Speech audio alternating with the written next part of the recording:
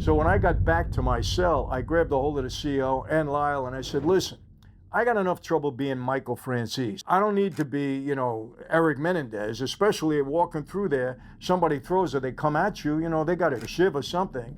You can't defend yourself. I walk in redemption. Hey everyone, welcome to another Sit Down with Michael Franzese. Hope everybody is doing well. All is very good, very blessed on this end. As always, my friends, I give all the praise, honor, glory, and thanksgiving to my God for that. Today we have something kind of reminiscent of Mob Movie Monday. I know I haven't done that in a while, and I get a lot of requests to go back to that. There aren't too many more mob movies that I can cover, but I am going to be starting another series, I would say, calling Michael's Movie Monday. And hopefully it'll be always on a Monday, or most of the time on a Monday. It could come out during the week. But I'll be doing some interesting movies and television series. I'm going to do Tulsa King. That's coming up next after today. That I think that you're going to enjoy and that I can give you my perspective on. So that's coming up. So yes, to answer all those requests, it will be happening. And today will be the first of that. Before I get into that, we have a special one today I think that you're really going to enjoy. My Inner Circle. I had done it a while back for a year as an experiment, and it was a huge success with the people that were involved in my inner circle. It was a membership platform, doesn't break the bank at all. Everybody listening to me can get on. When I do something, I like to be very inclusive, to have everybody involved, because we're creating a community, a family, something that is definitely in need during these times. No question about it. How do I know? Because you people tell me that all the time. You people tell me that. And so we created this platform because I want to give back. We have created courses. We are going to be doing Zoom calls. You're going to have a big piece of me because I am totally involved in this. I want to get to know you. We're going to have some events in person. And you're going to have a lot of perks and privileges if you're part of this platform. So go on it right now. It's michaelfranzese.com. Join the family. Look into it. If you think it's something you want, it's going to be, I promise you, very beneficial to you.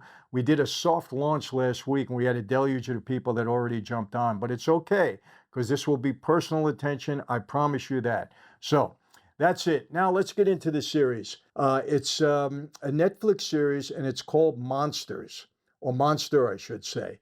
The first one was about Jeffrey Dahmer. I think that was about a year ago. It was a huge hit on Netflix. I think they got, oh my gosh, I think over several 100 million people subscribed just to see the Jeffrey Dahmer series. Huge success. So they're going to continue it. And now they've done the second installment of that, I would say, of Monster. And this is about the Lyle and Erik Menendez story. Two young men that brutally killed their parents, Kitty and Jose Menendez, brutally killed them. And it's a 9-part series on Netflix. I can tell you this, it was extremely well done, in my opinion. The acting was terrific.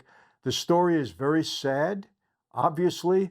Two young men killing their parents for whatever reason it might be. Obviously, I want to get this straight. We never say that, a murder is justified unless it is in self-defense. Your life is in danger, truly in danger, and you're out there trying to obviously preserve your life. But this is a story that you have to come to your own conclusion. Now, let me give you the reason I can give you a personal perspective is because I spent 11 months in lockdown, in solitary, actually on death row. The tier that I was on in the LA County Jail was death row, where everybody on that tier was facing either life without parole or the death penalty. So Lyle and Erik Menendez were in that tier. There was another fella, his name was Neil, I forget his last name, but he was part of the ninja killings. Him and his brother killed their parents in the driveway of their home in the valley in Los Angeles. And then there was another gentleman, I forget his name, but he was facing the death penalty for murder. And after I left, I was on that tier for 11 months. After I left, O.J. Simpson came in, and that's the tier that he was on, until he was released. And you say, well, Michael, why were you on there? No, I wasn't facing the death penalty or anything else. I was actually serving my parole violation in Lompoc Federal Prison when they picked me up, the state did, LA County, I should say, and brought me there because they indicted me on some nonsense charge that I basically beat. But they kept me there in solitary for almost a year, and they did it really. This is what they would do to me, you know. I spent 29 months and 7 days in solitary. 11 months out of that was in LA County. So that's why I was among them. And so I became fairly close with Lyle and Erik because we were there 24/7, right? And there was at one point in time, after a couple of months that I was there, that they moved Erik out of that tier because allegedly there was an escape attempt between the two brothers. Now, I got to tell you this, you'd have to be the second coming of Houdini to even think about trying to escape out of that place. It's impossible. There's no way to do it. I think they just wanted to separate the brothers because they were giving them the business, you know, and they often do things like that. It's like the Epstein thing. Yeah, Epstein hung himself. Yeah, right. You know, and now we'll see Diddy is supposedly on suicide watch. You know, hopefully all of a sudden he doesn't commit suicide because I don't think he's got it in him to do that. So let's hope that that doesn't occur. So anyway, that's the reason I was up there. And I got pretty friendly as you can be up there. And Lyle and Erik, they shared a lot of information with me. Now, let me clarify that. I'm sure they didn't tell me everything because their lawyers must have told them. And if they didn't, you know, they were not very smart. Whatever you do, don't speak to cellmates or people on that tier because, you know, you give them information, all of a sudden they're trying to help themselves. They contact the authorities and they snitch on you, whatever you told them, or they add things to embellish that so they can get themselves out of prison. So I'm sure they were aware of that because they had good counsel, good attorneys. Leslie Abramson was one of them. She was a top attorney in LA at that time. So I'm sure they didn't share everything, but we had a lot of personal talks. They were young, you know, I was in my 30s at that time, late 30s, and I don't want to say took them under my wing. It wasn't that, you know, serious, but we talked every day for a long time, for 11 months. And I can tell you something else that was kind of funny. When they separated the two brothers, we all used to go to visits. We had a lot of visits. They had a lot and I had a lot, right? So when they took you out for a visit, we were handcuffed and shackled because we were in solitary. And they used to walk us through the jail. And LA County Jail was like, it was a zoo, an absolute zoo.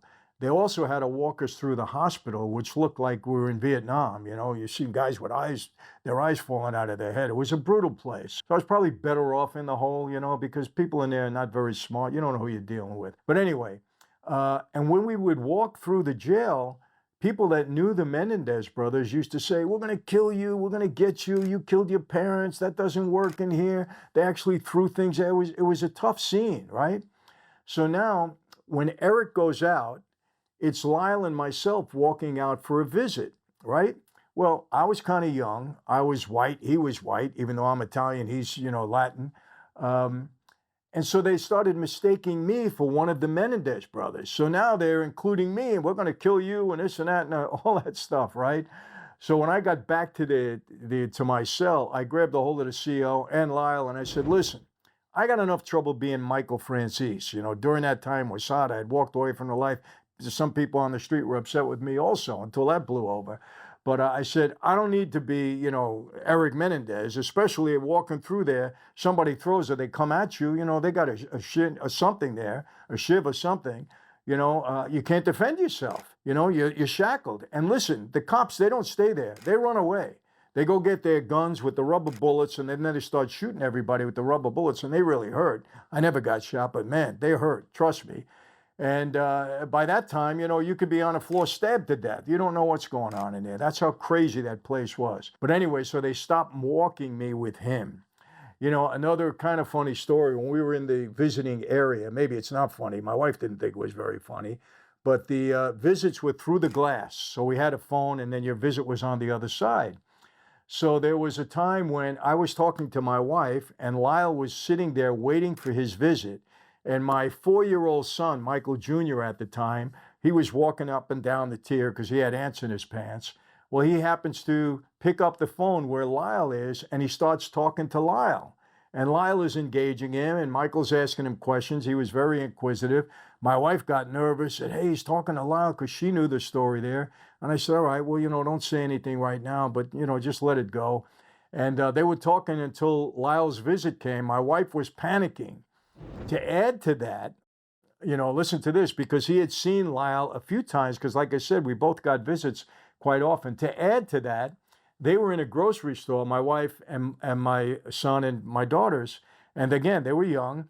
And in the grocery store, there was a magazine rack, and there was a publication there with Lyle and Erik's picture on the front cover. So Michael picks up the magazine and starts running loudly through the store. Hey, Mom, here is my friend Lyle, right? And people start to look at him. My wife panicked because she said, hey, these two young men are facing murder charges, and here's my son and me. What are they going to think of me? This is our friend. And he said, this is Daddy's friend. And so she panicked. She didn't like hearing that at all. She grabbed the magazine, put it on the rack, and she said she left the store. She didn't want to go back in, which I understand. Look, they were, it was a brutal, brutal murder. And so that's that. And like I said, he did confide in me a lot. And I want to give him my perspective about what their defense was, what the prosecution said, and what I believe to be true and what I believe not to be true. So, brilliant series. Forgetting the fact whether it's true or false, just to watch the series, it's a great series. It's very sad. It's horrific in many ways, but it was extremely well done. I can say that. So if you don't know anything about the case and you're just watching it, is it something that's going to hold your interest? Absolutely. Was the acting great? Yes. The storyline great. And by the way, let me say this. The writer-producer said that he did interviews with well over 100 people, and that he tried to make, on both sides, to try to keep it balanced and tried to make it as accurate as he possibly can. So who knows if that's true or not? You know that they're going to take dramatic liberty. You know that they're going to embellish, because the bottom line, when you're in that, this is not a documentary. It's an actual series. It's documentary style, but it's an actual series, and they want to make it entertaining. So they're gonna make some high points. They're gonna add some drama to it. So who knows? I know that Erik Menendez recently wrote a letter or an email to somebody that he was very upset the way he was portrayed in that film, and he said a lot of it wasn't true. And it was a shame the way the writer and producer portrayed the entire film. So he was very upset with it. We didn't hear from Lyle, but we heard from Erik, who was the younger brother. And so let me get into this a little bit. Let me read you a synopsis of it so you understand. I'm not going to go through it all because you got to watch it, and I don't want to ruin it for you.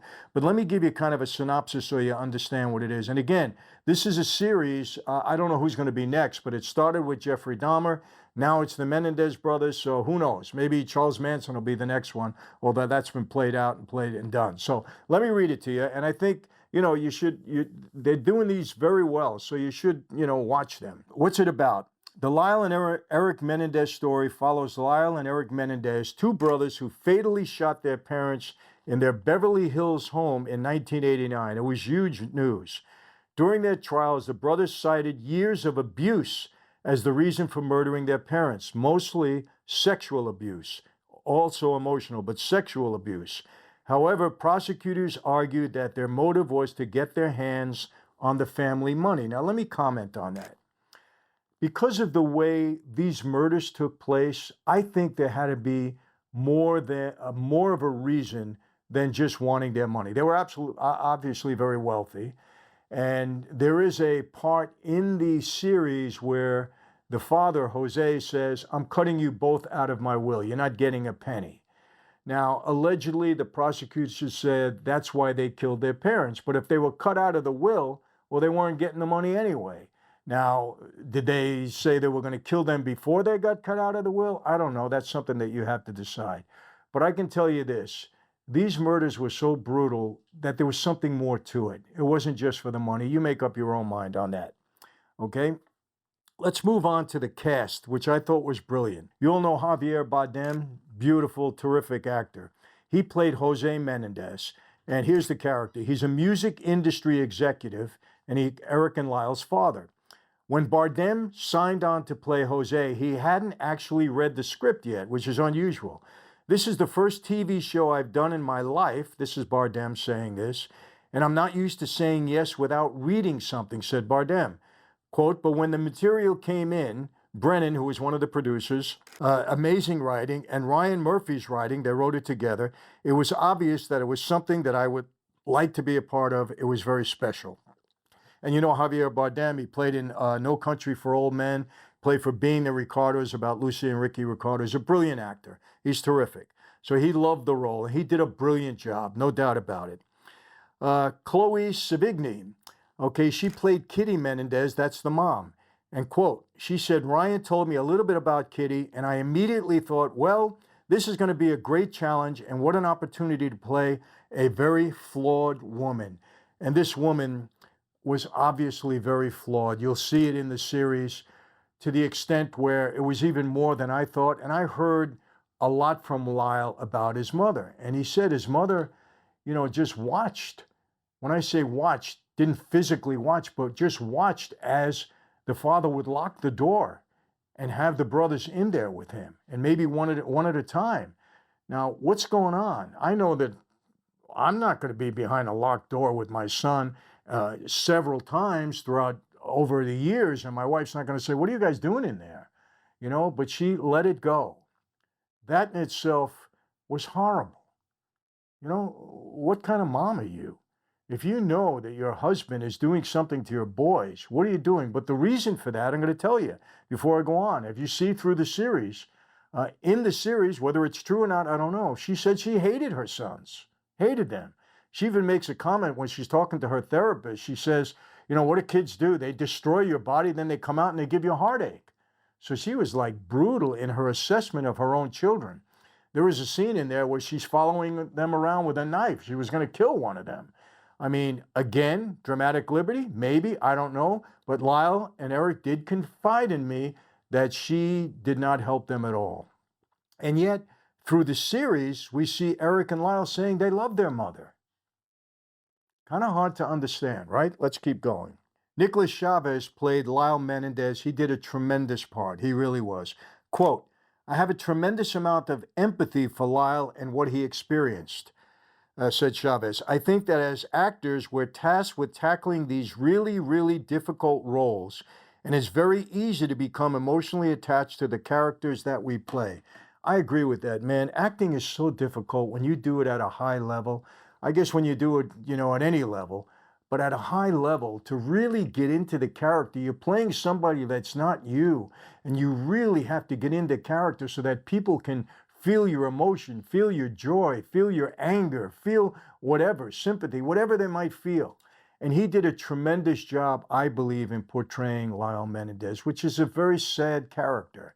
And again, knowing Lyle, I can tell you, he looks a little bit like him. They casted him well, and he was a brilliant actor, did a terrific job. But knowing Lyle the way I did, I think he captured the essence of Lyle. I really have to say that from the many conversations that I had with him, from observing him. Because remember, I'm kind of skeptical. Okay, these two kids killed their parents. Now what are they doing? And me, I realized they got to create a defense. Are they being honest about it? Was there really abuse? Is this guy a manipulator? And I thought Lyle was a bit manipulative. I really do. And I think he manipulated his brother a little bit. But then in watching the series, I got a little bit of a different sense of it. And I'll tell you why as we move along. Again, if true, and we don't know how much dramatic liberty was taken here, even in portraying the characters.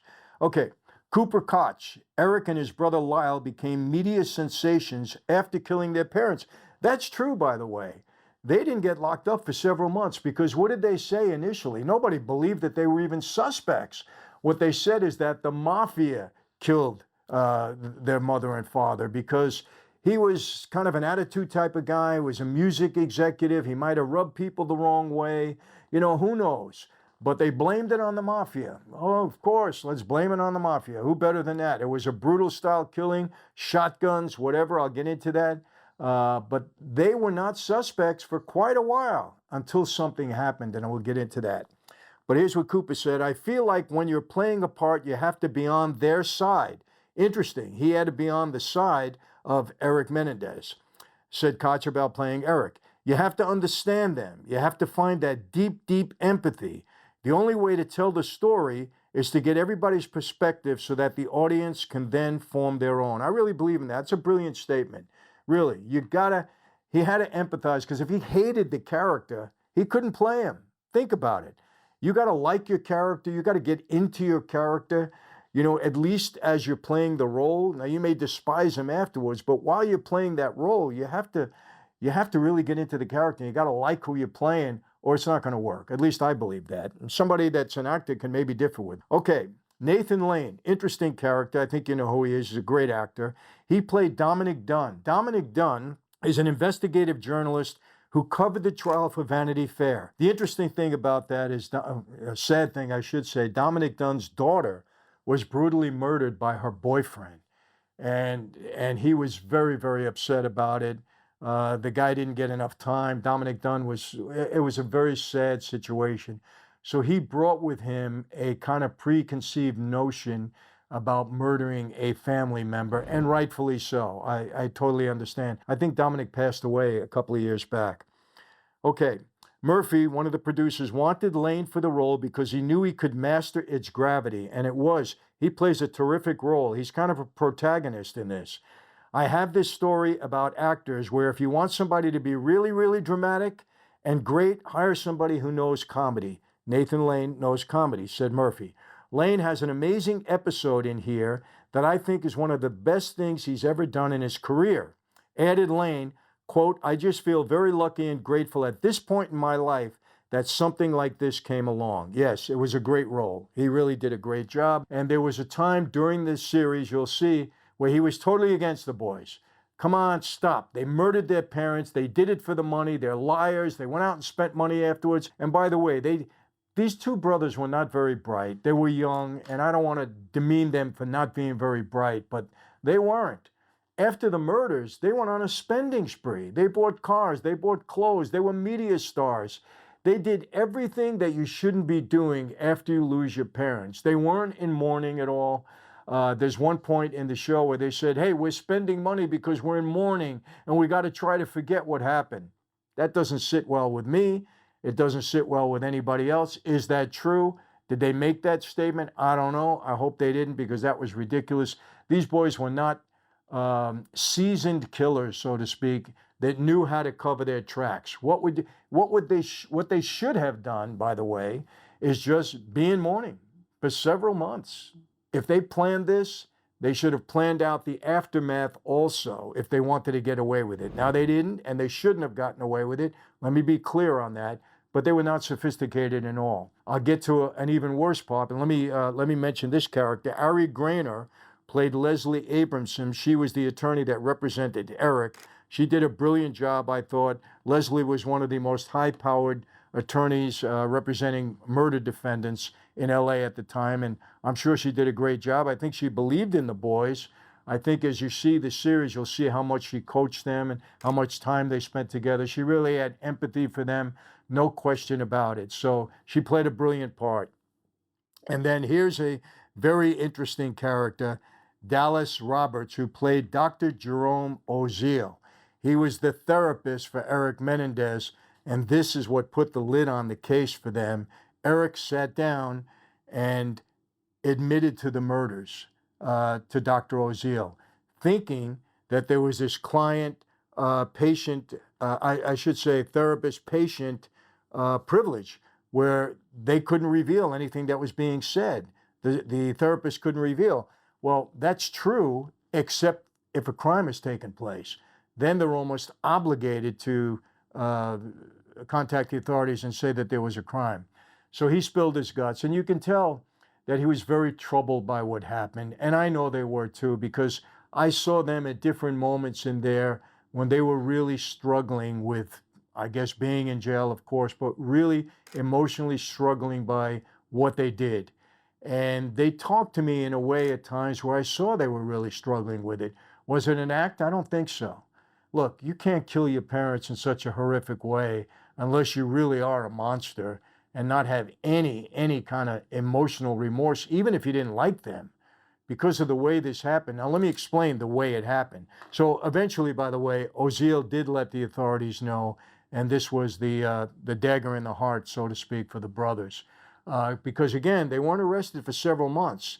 And then they became suspects as a result of this and a few other circumstances, and that's when the roof caved in on them, so to speak. But let me tell you how this was done, and you can see how they planned it out. Shotguns. They bought shotguns, and they went in the evening when the mom and dad were sitting in their den. They were reading or whatever. They were on two different couches, and they came in and they just blasted them. They killed Jose immediately. I don't know how many times he shot him, but enough to kill him immediately. And then the mom, Kitty, she was hit. She fell on the floor, and she was still alive.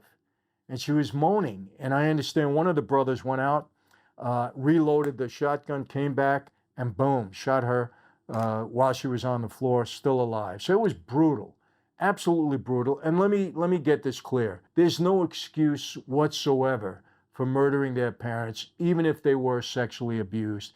And let me tell you something, you're going to see it in the series. And yes, they did confess to me that the father abused them and that the mother stood by and watched it happen, and that she even resented the boy's existence because she had this hypnotic, attraction, I would say, to Jose.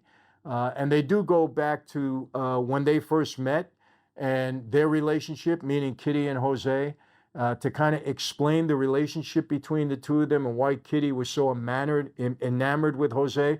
And Jose was cheating on her. Yeah, he was cheating on her with another woman. So there's a lot of things in there that you're going to say, well, wait a minute. If he's cheating with another woman, why is he sexually abusing? Why is he a pedophile with his two sons? There's a lot of questions in there that you yourself have to answer when you're watching this. But again, it was a brutal murder.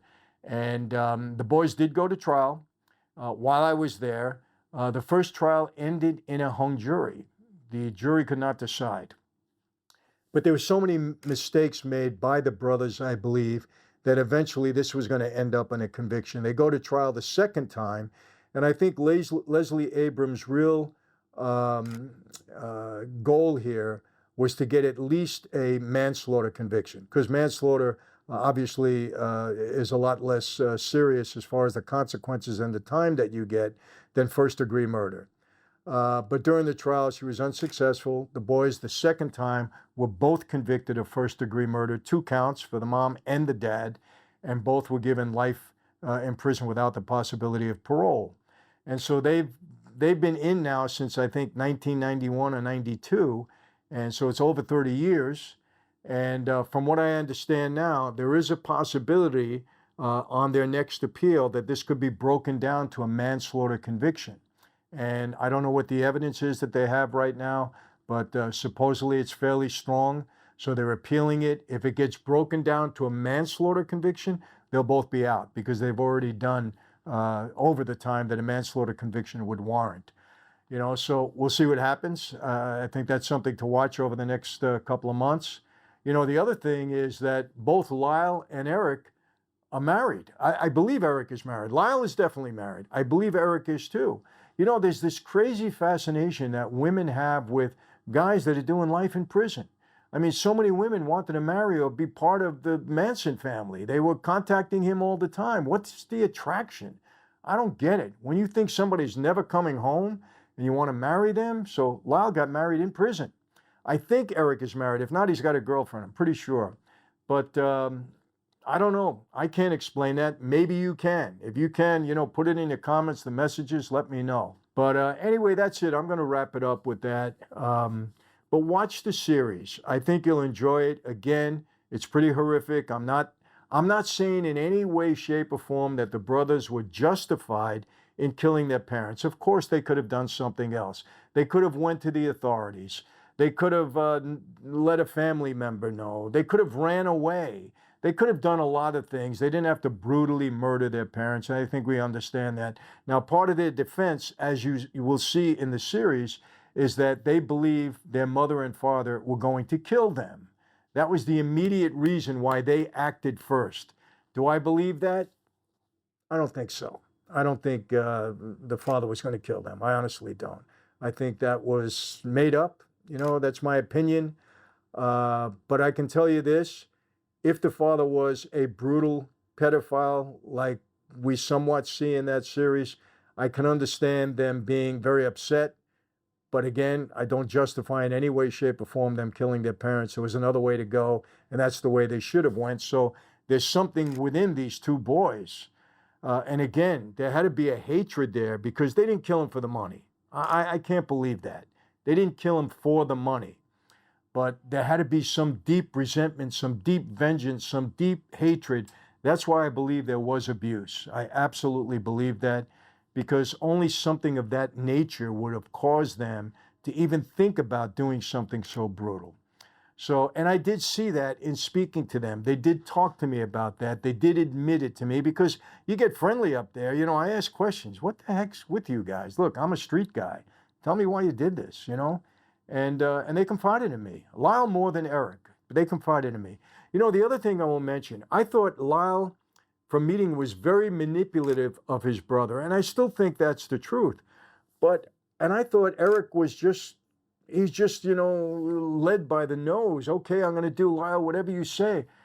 But according to the series, it wasn't like that. Erik also played a role in planning and doing this. He actually wrote a script about killing his parents. So I think he played more of a role than I originally believed, you know, from sitting with them or from being with them.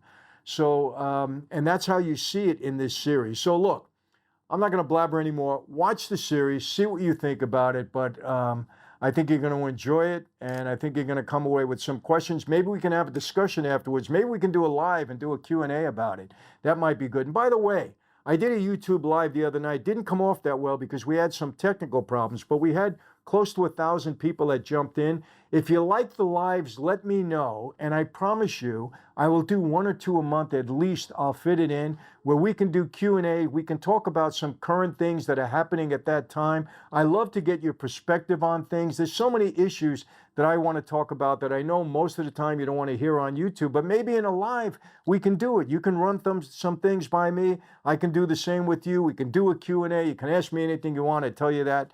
Let me know in the comments section if you want me to do the lives, because if you do, if enough people respond yes, I'm going to do them. That's it for today, my friends. How do I always leave you? Same way. Be safe. I have to tell you this. Recent report, this is absolute, it's factual, is that there are at least 500,000 criminals that were let into this country. About 13,000 of them were convicted of murder in their own countries, and they're gone. They're in our neighborhoods. We don't know where they are. Another great percentage were convicted of rape. They're in our neighborhoods. This is factual. Look it up. Go online, whatever. It was released by the Border Patrol, I believe. This is factual. So when I say be safe, I mean it. Be safe. Ladies, be careful. Know your surroundings. When you're in a parking lot or wherever, I say it all the time, don't take anything for granted, because we don't know who's in this country. Thanks to, I'm sorry, Joe Biden and Kamala Harris. That's it. The blame goes squarely on them. So ladies, please be careful. Okay? Be healthy. You know, I don't have to stress that anymore. That's just common sense. And when I say this, people, I mean it with all my heart. I mean it. You know, God bless each and every one of you. God bless your family, your loved ones, your towns, your communities. And yes, God bless America, because we need his blessing now more than ever, at least in my lifetime. Yes, I'll see you next time. Take care.